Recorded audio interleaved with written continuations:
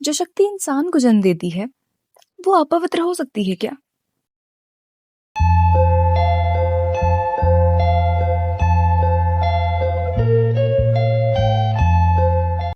अच्छा चलो ये बताओ, पवित्र और अपवित्र के बीच भेद क्या है?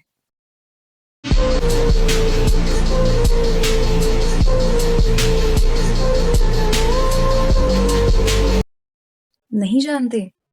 चलो मैं समझाती हूँ।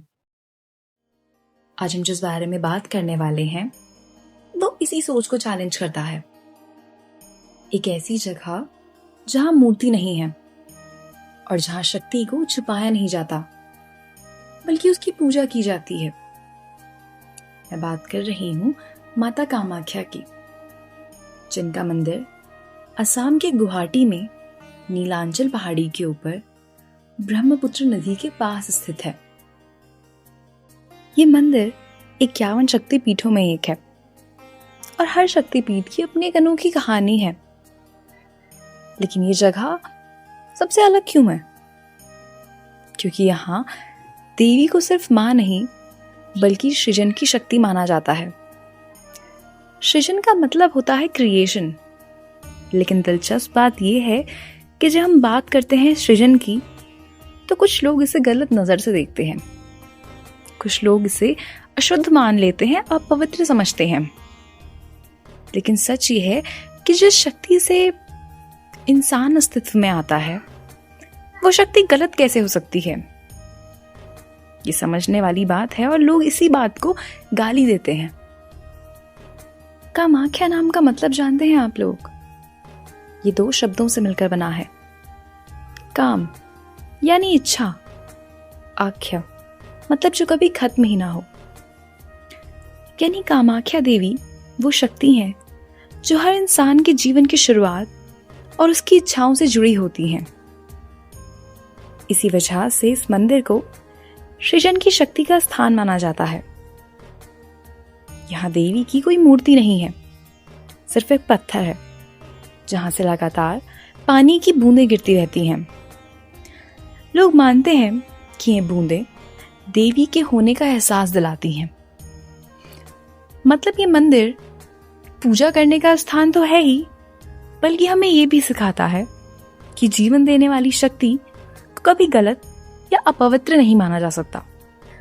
तो बात सिर्फ एक मंदिर की नहीं है, बात है माँ कामाख्या की कहानी की। माँ कामाख्या शक्ति का रूप है और उनकी कहानी जुड़ी है माता सती से। जब माता सती ने अपना शरीर त्यागा था तो भगवान शिव उनका शरीर लेकर पूरी दुनिया में घूमने लगे। उनका दुख इतना गहरा था कि दुनिया का संतुलन बिगड़ने लगा। तब भगवान विष्णु ने सुदर्शन चक्र से माता सती के शरीर के टुकड़े कर दिए। माना जाता है कि मां सती का योनि का हिस्सा असम के नीलांचल पर्वत पर गिरा। इसी जगह पर बाद में मां कामाख्या का मंदिर बना। इसीलिए ये जगह एक शक्तिपीठ मानी जाती है। यहाँ मां की मूर्ति रूप में नहीं बल्कि योनि के रूप में पूजा होती है। अब बात करते हैं इस मंदिर के अनोखे मेले के बारे में, जो हर साल जून यानी आषाढ़ के महीने में मनाया जाता है। यहाँ का अम्बुबाची मेला। माना जाता है कि इस दौरान माँ कामाख्या रजस्वला होती हैं। इसीलिए मंदिर 3 दिन के लिए बंद रहता है। न पूजा होती है न दर्शन। भक्त मंदिर के बाहर ही रुककर इंतजार करते हैं। और इसी समय ब्रह्मपुत्र नदी का पानी भी हल्का लाल रंग का हो जाता है। चौथे दिन जब मंदिर खुलता है तब भक्तों को लाल रंग का कपड़ा प्रसाद में दिया जाता है, जो लोग संभाल के रखते हैं। इस मंदिर को अक्सर तंत्र का केंद्र भी माना जाता है। इसी बात को लोग सबसे ज्यादा गलत समझते हैं। बहुत से लोग सोचते हैं कि तंत्र का मतलब काला जादू होता है या कोई गलत चीज, लेकिन असल में तंत्र का मतलब होता है अपनी शक्ति और एनर्जी को समझना और उसका सही तरीके से उपयोग करना। इसीलिए यहाँ साधु, तांत्रिक और अघोरी दूर दूर से आते हैं। ये लोग डर के नहीं आते, बल्कि अपने अंदर की शक्ति को समझने के लिए आते हैं। यहाँ जो पूजा और विधि होती है उसका एक गहरा मतलब है। जो लोग थोड़ा ध्यान से समझने की कोशिश करते हैं उन्हें ये जगह कुछ अलग तरह से महसूस होती है। अलग अलग लोग यहाँ अलग अलग कारणों से आते हैं। कोई शादी के लिए आता है, कोई बच्चे के लिए, कोई करियर के लिए, तो कोई मन की शांति के लिए। बहुत से लोग बस इसीलिए भी आते हैं क्योंकि उन्हें विश्वास है माँ कामाख्या पर। लेकिन जो लोग थोड़ा समझ के यहाँ आते हैं उन्हें धीरे धीरे ये बात समझ आती है कि असली शक्ति तब मिलती है जब हम चीजों को जैसे हैं वैसे मान लेते हैं, खुद को भी और अपनी जिंदगी के हर दौर को भी।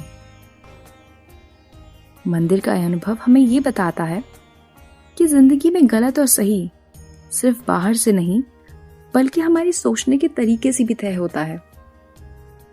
तो भेद ये है पवित्र और अपवित्र के बीच कि ये भेद चीजों का है ही नहीं। ये भेद है हमारी सोच का। ये भेद है उन अनकहे नियमों का जो हमने खुद ही बना लिए हैं, बिना समझे, बिना सोचे। जो चीज नेचुरल है, जो चीज जिंदगी देती है, प्राकृतिक है, उसे हम अपने दिमाग में गलत और असहज समझ लेते हैं। हम उस चीज के बारे में छुप छुप कर सोचते हैं, छुप छुप कर बात करते हैं, शर्माते हैं सामने बात करने से और फिर उसी को अपवित्र बोल देते हैं।